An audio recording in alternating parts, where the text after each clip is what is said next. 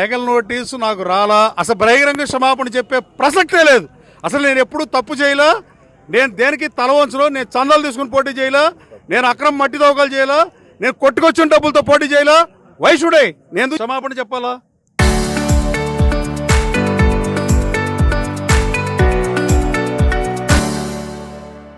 దేనికి చెప్పాలి? గన్నవరం దోచినందుక? దోచినాడు చెప్పాలి క్షమాపణ. గన్నవరం ప్రజలు నగుబాటుకు గురైంది. మీకు మ్యాండేట్ ఇచ్చి చంద్రబాబు గారి కంట కన్నీరు పెట్టించి ఎవరు మర్చిపోలే ఇంకా ఇవన్నీ.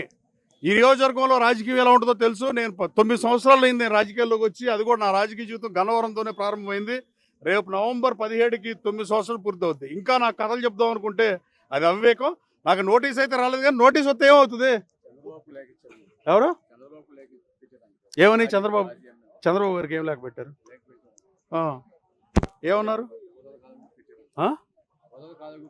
పోలవరం కాలువ గురించి ఏం పెట్టారు? ఎల్లినో ప్రాబ్లంతో వచ్చిన సమస్య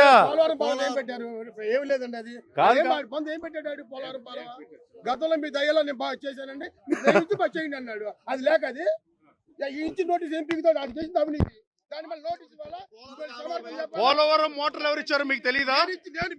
మీరు కళ్ళు మూసుకుపోయి చూస్తున్నారా సోదరులారా? మీడియా సాక్షిగా అడుగుతున్నా. ప్రసాదంపాడు ఆఫీసులో దాదాపు 22 మంది ఎమ్మెల్యేలు వచ్చి, చిత్తూరు ఎమ్మెల్యేలు, శ్రీకాకుళం జిల్లా ఎమ్మెల్యేలు, కృష్ణా జిల్లా ఎమ్మెల్యేలు, గుంటూరు జిల్లా ఎమ్మెల్యేలు వచ్చి ఇచ్చిన వీడియో మీకు కావాలా? మీ దగ్గర ఉందా? ప్రసాదంపాడులో వీడియో ఉంది కదా. దాని అర్థం మోటార్లు ఎవరే? ఎవరన్నా దానం ఇచ్చిన దాన్ని తీసుకెళ్ళినందుకు ఎవరన్నా కేసు ఎత్తే వాళ్ళ శిక్ష కోర్టులో జడ్జిలకు కూడా తెలియని పరిస్థితి.